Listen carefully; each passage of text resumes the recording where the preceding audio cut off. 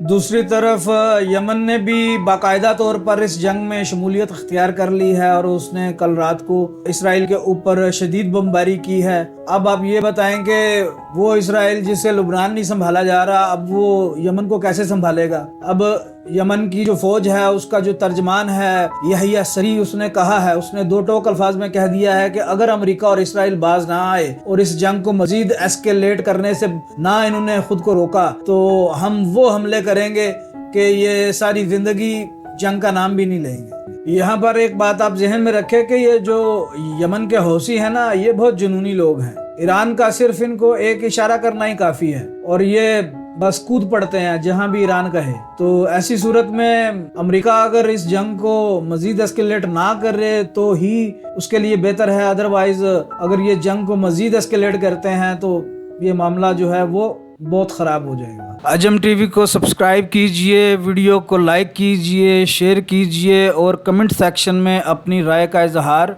ज़रूर कीजिए।